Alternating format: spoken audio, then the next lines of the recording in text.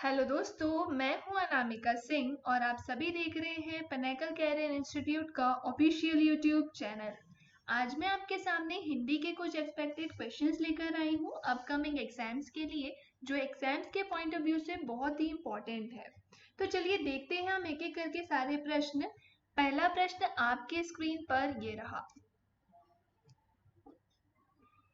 सबसे अलग रहना इस अर्थ के आधार पर सटीक मुहावरे का योग करें। आपको मुहावरे का योग करना है। 4 ऑप्शन आपके स्क्रीन पर दिए गए हैं। पहला है अग्ल पर पत्थर पड़ना, तो ऑप्शन नंबर दूसरा है उंगली पर नचाना, ऑप्शन नंबर तीसरा है आग बबूला होना और ऑप्शन नंबर चौथा है अपनी खिचड़ी अलग पकाना। और इसका करेक्ट आंसर है अपनी खिचड़ी अलग पकाना। चलिए आगे बढ़ते हैं हमारे प्रश्न नंबर 2 की तरफ। शुद्ध शब्द को चुनिए। 4 ऑप्शन आपके सामने दिए गए हैं। चारों ऑप्शन में अभिषेक का शुद्ध रूप कौन सा है यह आपको बताना है। तो इसका करेक्ट आंसर है ए फॉर एप्पल। चलिए आगे बढ़ते हैं प्रश्न नंबर 3 की तरफ। प्रश्न नंबर 3, रौद्र रस का स्थायी भाव क्या है? रस एक टॉपिक का नाम है। यदि रस की बात आती है तो यह टॉपिक हम बचपन में पढ़ चुके हैं। हर रस के स्थायी भाव अलग अलग होते हैं और बात यहाँ पर रौद्र रस की चल रही है, तो इसका स्थायी भाव है क्रोध। चलिए आगे बढ़ते हैं प्रश्न नंबर 4 की तरफ। जहां काव्य में शब्दों के कारण चमत्कार आ जाता है, क्या कहलाता है? देखिए यह अलंकार का प्रश्न है और यदि शब्दों के कारण चमत्कार की बात चल रही है तो इसका सही आंसर है सी फॉर कैट, शब्दालंकार। लेकिन यदि प्रश्न में पूछा जाता अर्थ के कारण चमत्कार तो हम आंसर लगाते अर्थालंकार। और यदि प्रश्न में आता कि शब्द और अर्थ दोनों के कारण चमत्कार हो रहा है तो फिर आंसर होता उभयालंकार। लेकिन अभी केवल शब्द के बारे में बात चल रही थी, तो इसका करेक्ट आंसर है सी फॉर कैट। चलिए आगे बढ़ते हैं प्रश्न नंबर 5 की तरफ। फल का अर्थ है। फल का अर्थ वृक्ष का फल ही नहीं होता है, इसके कई सारे अर्थ होते हैं। तो इसका करेक्ट आंसर है ए फॉर एप्पल, वृक्ष का फल, परिणाम, तीर का अगला हिस्सा। चलिए आगे आते हैं प्रश्न नंबर 6 की तरफ। इनमें से कौन सा विकल्प धरती का पर्यायवाची नहीं है? धरती का पर्यायवाची कौन सा नहीं है? तो मोदिनी, वसुंधरा और पृथ्वी यह धरती के पर्यायवाची हैं, लेकिन तरंगिनी धरती का पर्यायवाची नहीं है। यह नदी का पर्यायवाची है। तो करेक्ट आंसर हो जाएगा बी फॉर बॉल, तरंगिनी। चलिए आगे बढ़ते हैं प्रश्न नंबर 7 की तरफ।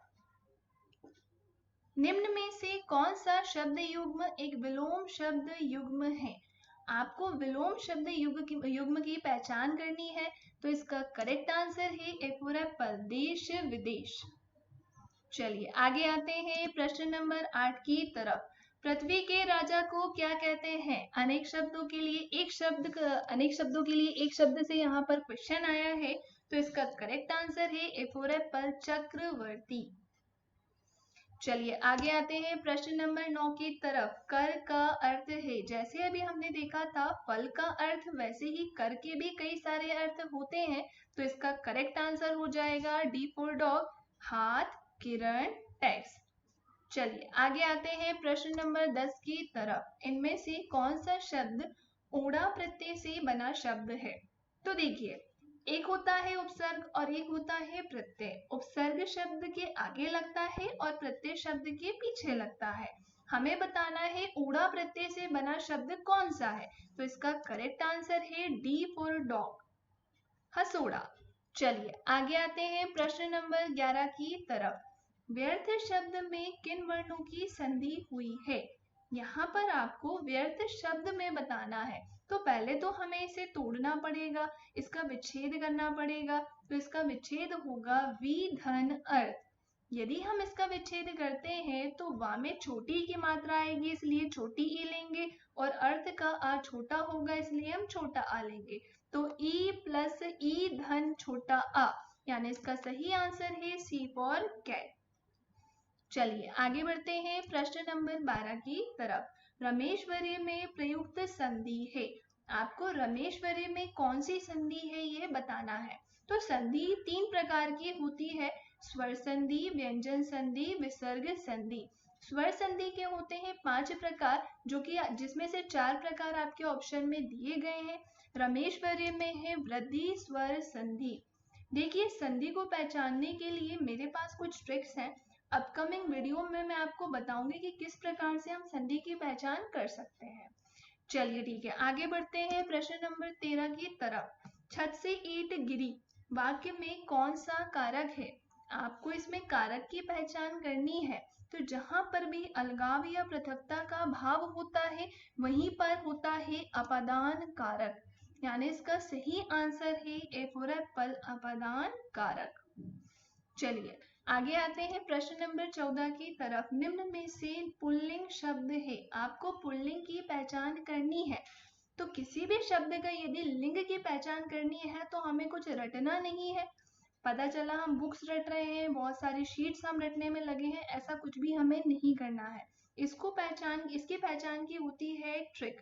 यदि किसी भी शब्द का लिंग जानना है तो उस शब्द को आप केवल कर्ता बनाइए और उसका एक वाक्य पूरा कर लीजिए। जैसे ऑप्शन नंबर ए, रात। यदि मैं रात को कर्ता बना लूं तो हम इसका एक वाक्य भी बना सकते हैं। जैसे रात आती है या रात आता है, तो रात तो आती है, यानी ये क्या हो जाएगी? स्त्रीलिंग। बात की जाती है या बात किया जाता है, तो बात तो की जाती है, यह भी क्या हो जाएगा? स्त्रीलिंग। गीत गाया जाता है या गीत गाई जाती है, तो गीत तो गाया जाता है, तो ये हो जाएगा पुल्लिंग। और मात दी जाती है या मात दिया जाता है, तो मात तो दी जाती है, यानी ये हो जाएगा स्त्रीलिंग। तो हमारा करेक्ट आंसर है सी फॉर कैट, गीत। चलिए आगे बढ़ते हैं प्रश्न नंबर 15 की तरफ। हिंदी के शब्दों का लिंग निर्धारण किसके आधार पर होता है? ये कई बार आया हुआ प्रश्न है। तो हिंदी के शब्दों का लिंग निर्धारण पूरी तरह से क्रिया के आधार पर ही होता है। करेक्ट आंसर है सी फॉर कैट, क्रिया।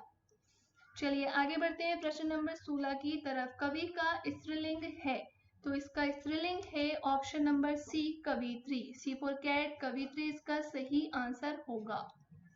आगे आइएगा प्रश्न नंबर 17 की तरफ। निम्नलिखित में से पुल्लिंग शब्द कौन सा है? फिर से वही चीज आ गई है, आपको लिंग की पहचान करनी है, जो कि मैंने इससे पहले वाले प्रश्न में आपको बताया था कि किस प्रकार से ट्रिक की सहायता से आप पहचान कर सकते हैं। तो इसका करेक्ट आंसर होगा पानी। पानी शब्द पुल्लिंग है। नदी, इलायची, प्यास शब्द स्त्रीलिंग है। चलिए आगे आइएगा प्रश्न नंबर 18 की तरफ। दाता शब्द का स्त्रीलिंग शब्द क्या है? तो इसका सही आंसर होगा सी फॉर कैट, दात्री। प्रश्न नंबर 19 की तरफ हम सभी बढ़ते हैं। प्रश्न नंबर 19, भारतवर्ष में हिंदी किस वर्ग में है? तो हिंदी है हमारी राजभाषा। राजभाषा कौन सी भाषा होती है? तो राजकीय कार्यों में प्रयुक्त होने वाली भाषा यानी सरकारी काम में प्रयुक्त होने वाली भाषा ही हमारी राजभाषा होती है। चलिए आगे बढ़ते हैं प्रश्न नंबर 20 की तरफ। शीश का तत्सम रूप क्या है? एक होता है तत्सम शब्द और एक होता है तद्भव शब्द। यहाँ से क्वेश्चन पूछे जाते हैं, तो मैं बता देती हूँ आपको। तत्सम शब्द पूर्ण रूप से संस्कृत के शब्द होते हैं और तद्भव शब्द संस्कृत से परिवर्तित होकर बने शब्द होते हैं। तो यहाँ पर हमें शीश का तत्सम रूप क्या है, यानी इसका संस्कृत रूप पता करना है। तो इसका करेक्ट आंसर है बी फॉर बॉल, शीर्ष। चलिए आगे बढ़ते हैं प्रश्न नंबर 21 की तरफ। इनमें कौन सा शब्द तद्भव है? अब आपको यहाँ पर हिंदी रूप बताना है, इसमें से पहचान करनी है और बताना है कि कौन सा शब्द हिंदी का है यानी तद्भव का है। तो इसका करेक्ट आंसर है डी फॉर डॉग, भवरा। चलिए आगे बढ़ते हैं प्रश्न नंबर 22 की तरफ। कारक के भेद बताइए। जैसे अभी हमने इससे पहले वाले प्रश्न में देखा था अपादान कारक, ठीक है। तो कारक के होते हैं कुल 8 भेद। ये भी हम बचपन में पढ़ चुके हैं। कर्ता ने कर्म को करण से के द्वारा संप्रदान के लिए अपादान से अलग होने के भाव से संबंध का की के अधिकरण में पर संबोधन है। अरे ये सभी कारक के भेद हैं। चलिए आगे बढ़ते हैं प्रश्न नंबर 23 की तरफ। सर्वनाम के कितने भेद हैं? तो सर्वनाम के 6 भेद होते हैं। आगे आइएगा प्रश्न नंबर 24 की तरफ। क्रिया के जिस रूप से ये ज्ञात हो कि वाक्य में क्रिया के विधान का मुख्य विषय कर्ता है या कर्म है, या भाव है उसे क्या कहते हैं? तो उसे कहते हैं हम वाच्य। वाच्य एक टॉपिक का नाम है, यहाँ पर कर्ता, कर्म या भाव की प्रधानता होती है। चलिए आगे आइएगा हमारे अंतिम प्रश्न की ओर। 25वां प्रश्न है हमारा, प्रत्यय का प्रयोग होता है। मैंने अभी थोड़ी देर पहले बताया था उपसर्ग और प्रत्यय के बारे में कि उपसर्ग शब्द के आगे लगता है और प्रत्यय शब्द के पीछे लगता है। तो इसका सही आंसर होगा ऑप्शन नंबर सी, शब्द के अंत में। अगर आपको वीडियो पसंद आई होगी, यदि आपको वीडियो पसंद आई है तो आप इसे लाइक करें, शेयर करें और सब्सक्राइब करें। Thank you.